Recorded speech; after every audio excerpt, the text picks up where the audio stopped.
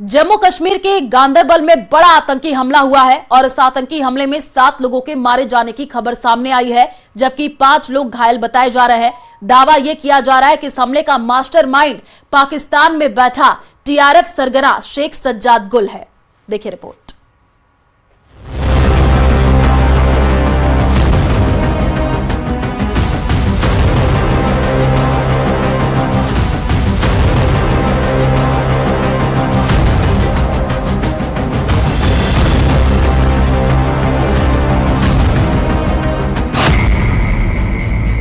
आतंकी हमले से थर्राया जम्मू कश्मीर।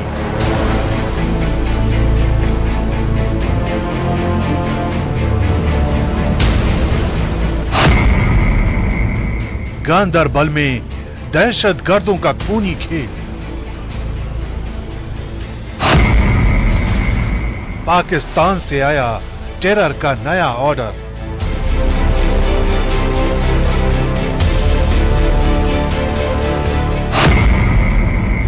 केंद्र सरकार की प्रोजेक्ट साइट पर हमला।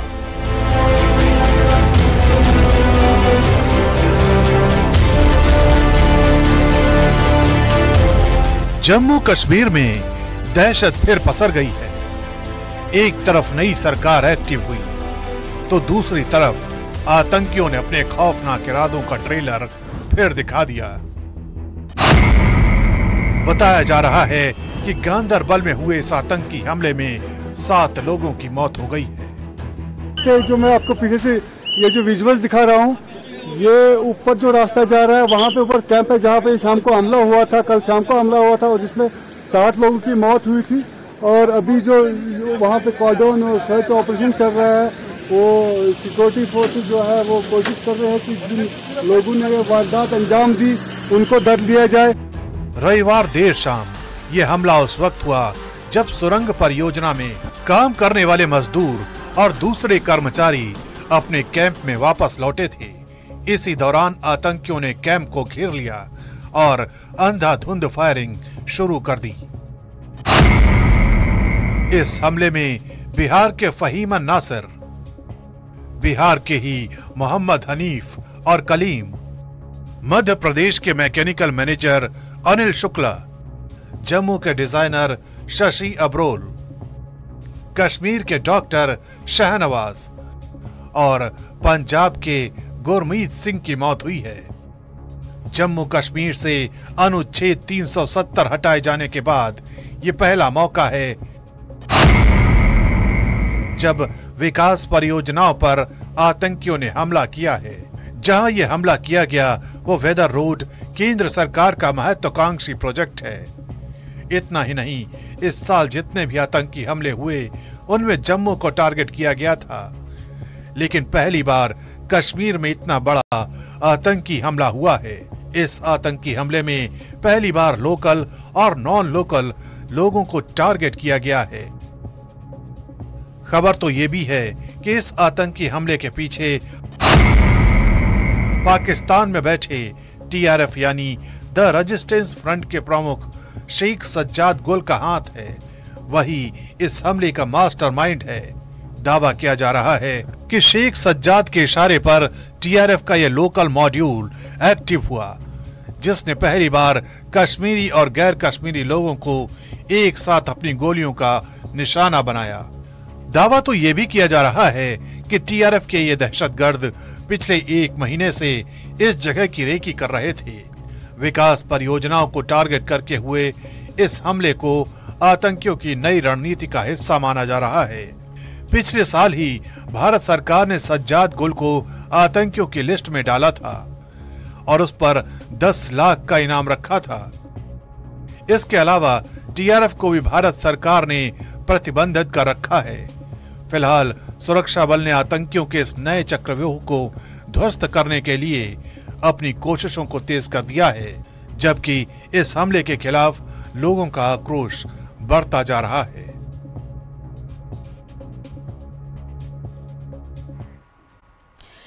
और शहडोल में पिकनिक मनाना एसआई को भारी पड़ गया। एसआई नितिन समदरिया अपने दोस्तों के साथ खितौली के शोभा घाट में पिकनिक मनाने गए हुए थे और इसी दौरान तेंदुआ ने इन पर अटैक कर दिया। तेंदुए के हमले में पुलिसकर्मी समेत 3 अन्य लोग घायल हो गए हैं। घायलों को मेडिकल कॉलेज में भर्ती करा दिया गया है। तस्वीरें आपको दिखा रहे हैं एमपी के शहडोल की तस्वीरें, जहां पर पिकनिक मनाने के लिए जो है परिवार गया था और अचानक से ही आप देखिए तेंदुए के अटैक का ये वीडियो सामने आया है। एसआई और दोस्तों पर जो है इस तेंदुए ने हमला कर दिया। पिकनिक मनाने के दौरान जो है ये हमला किया गया है।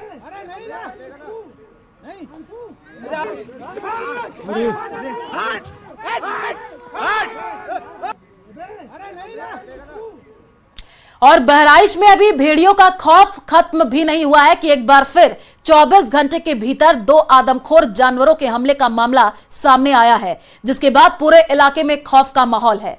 देखिए रिपोर्ट।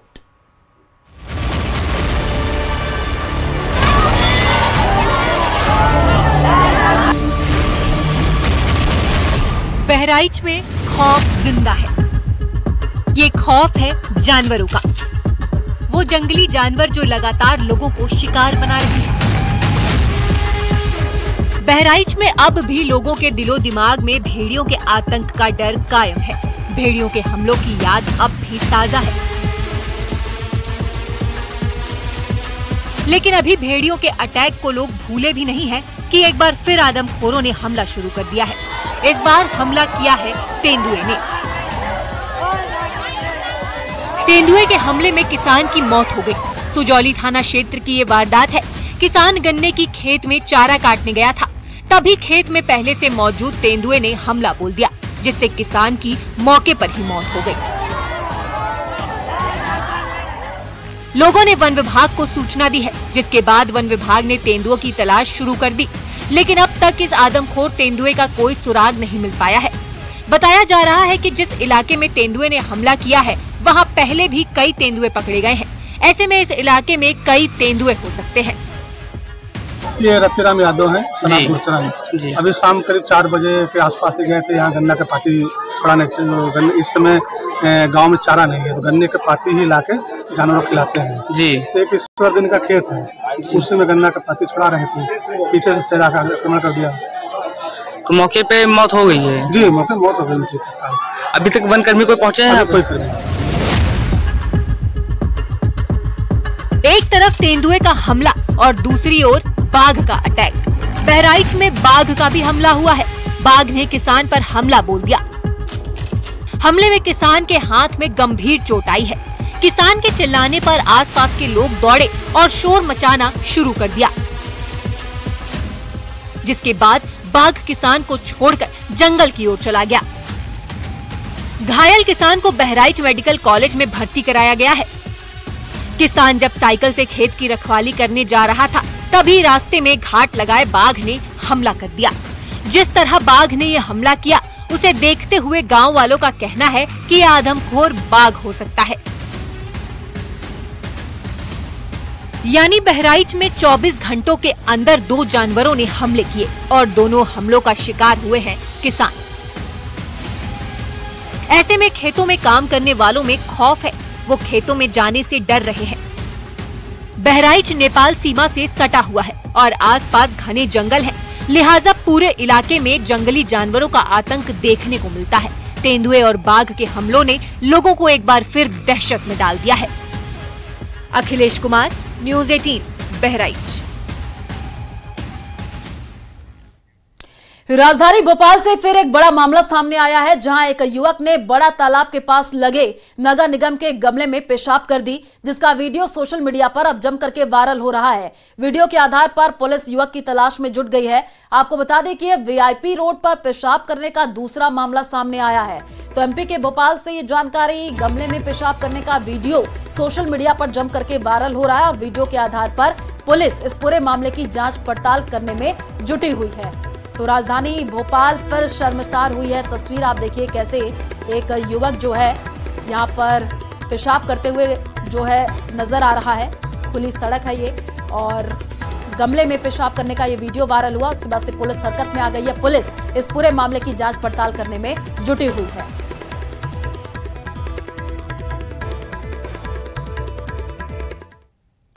और इस बीच दिल्ली ब्लास्ट मामले में जांच और भी ज्यादा तेज हो गई है। ब्लास्ट की जांच में अब तक क्या मिला, इस धमाके का मकसद क्या था, इसमें कौन कौन शामिल है, इस रिपोर्ट के जरिए समझिए।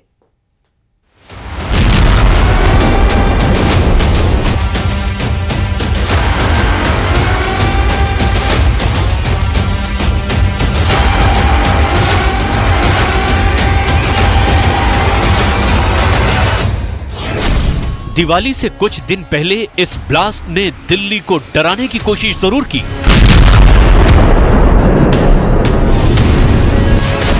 धमाका इतना जोरदार था कि आसपास की दुकानों में लगे शीशे टूट गए।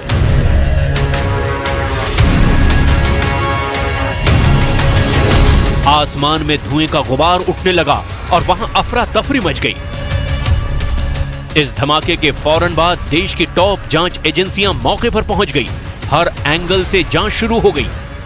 इस ब्लास्ट के बाद देश की जांच एजेंसियां पड़ताल में जुट गई हैं और अलग अलग एंगल तलाश रही हैं। मसलन नक्सली attack, Khalistani link, Pakistani terror या फिर कोई और सिरफिरी साजिश। दरअसल पिछले कुछ वक्त से सीआरपीएफ ने नक्सलियों के खिलाफ एक्शन तेज किया है, जिससे पुलिस को शक है कि नक्सली भी इस धमाके के पीछे हो सकते हैं। सीआरपीएफ स्कूल में अफसरों और जवानों के बच्चे पढ़ते हैं, इसीलिए ये भी हो सकता है कि धमाके के जरिए कोई मैसेज देने की कोशिश की गई हो। वहीं दूसरी ओर खालिस्तानियों के खिलाफ सुरक्षा एजेंसियों की लगातार हो रही बड़ी कार्रवाई भी इस बात का संकेत दे रही है कि इस धमाके के पीछे खालिस्तानी भी हो सकते हैं। फिलहाल जांच एजेंसी खालिस्तान के इस मैसेज की जांच में जुटी है। इसके साथ ही सवाल ये भी है कि आखिर इस ब्लास्ट के पीछे मकसद क्या हो सकता है। सुरक्षा विशेषज्ञों की माने तो जांच का पहला मकसद ये है कि कहीं ये शरारती तत्वों की साजिश तो नहीं। वहीं दूसरा मकसद ये है कि कहीं दिवाली से पहले दिल्ली का माहौल खराब करने की कोशिश तो नहीं की गई। ये भी सामने आ रहा है कि जानबूझकर रविवार का दिन चुना गया, जानो माल का कोई नुकसान ना हो और सिर्फ धमाके के जरिए संदेश दिया जाए। दिल्ली ब्लास्ट में जानबूझकर सीआरपीएफ स्कूल को निशाना बनाया गया है। इस साजिश में एक से ज्यादा लोग शामिल हो सकते हैं। एनआईए के अधिकारियों की अगुवाई में एफएसएल यानी फॉरेंसिक साइंस की टीम, एनएसजी का बम निरोधक दस्ता और जांच दल भी इस धमाके के कारणों की जांच में जुट चुके हैं। खुफिया एजेंसी सूत्रों के मुताबिक लोकल मार्केट में सल्फर और क्लोराइड का मिश्रण बड़ी आसानी से मिल जाता है और दीपावली के त्योहार से पहले खुले बाजार में पटाखा बनाने के लिए इस तरह के विस्फोटकों को इस्तेमाल किया जाता है। करीब 3 किलो विस्फोटक मिश्रण को इकट्ठा करने के बाद इसे एक सूती कपड़े में लपेटा गया और इसके बाद इसे धमाके की जगह पर प्लांट किया गया। जानकारी ये भी सामने आई कि धमाके का मकसद ज्यादा से ज्यादा आवाज करना और दहलाना था। साथ ही मकसद ये कि वो अपनी मौजूदगी वारदात वाली जगह पर दर्ज करवा सकें। जांच एजेंसियों का यह भी मानना है कि सुबह के वक्त जिस तरीके से ये विस्फोटक रखा गया है उससे किसी को मारने की फिलहाल प्लानिंग नजर नहीं आ रही है। यहाँ विस्फोटक को प्लांट करके वो सिर्फ एक संदेश देना चाहते थे, ठीक उसी तरह जिस तरीके से इजराइल एम्बेसी में कुछ सालों पहले धमाका हुआ था। और बड़ी खबर महाराष्ट्र के रायगढ़ से आ रही है, जहां होम स्टे की मालकिन को 3 लड़कों ने एसयूवी से कुचल करके मार डाला। रूम के किराए को लेकर के होम स्टे की मालकिन से लड़कों का विवाद हुआ था। बताया जा रहा है कि आरोपी शराब के नशे में था और इस मामले में पुलिस ने एक आरोपी को गिरफ्तार कर लिया है। 2 आरोपी की तलाशी की जा रही है। तो महाराष्ट्र के रायगढ़ से ये मामला सामने आया है, जहां पर होम स्टे की मालकिन को एसयूवी से कुचल करके मार डाला गया। 3 लड़कों ने जो है एसयूवी से कुचल करके मालकिन को मार डाला और ये जो तस्वीर आप देख रहे हैं यही मालकिन की तस्वीर है। शराब के नशे में ये आरोपी थे। पुलिस ने एक आरोपी को गिरफ्तार कर लिया है, जिनसे अब इस पूरे मामले की पूछताछ की जा रही है।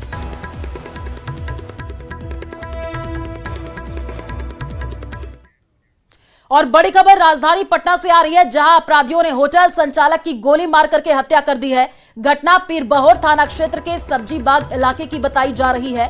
पटना जंक्शन के पास भोजनालय होटल के मालिक शकील अहमद उर्फ शकील मलिक अपने नए खरीदे हुए मकान को देखने के लिए पहुंचे थे। इसी दौरान अपराधियों ने घात लगा करके उनकी हत्या कर दी। मिली जानकारी के अनुसार अपराधियों ने शकील अहमद को 5 गोलियां मारी है।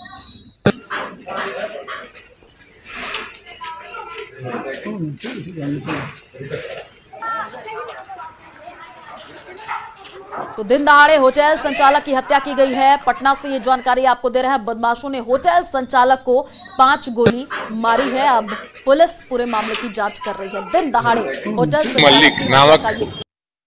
मल्लिक नामक व्यक्ति को अपराध कर्मियों के द्वारा 5 गोली मार करके हत्या कर दिया गया है। कुतुबुद्दीन लेन में ही मोटरसाइकिल पर वे बैठे हुए थे, कहीं से आ रहे थे या कहीं जा रहे थे, और उसी क्रम में अपराध कर्मियों के द्वारा गोली चला करके उनकी हत्या कर दी गई। अभी मारने वाले का स्पष्ट पता नहीं चल पाया है। हम लोग हर बिंदु पर जांच कर रहे हैं।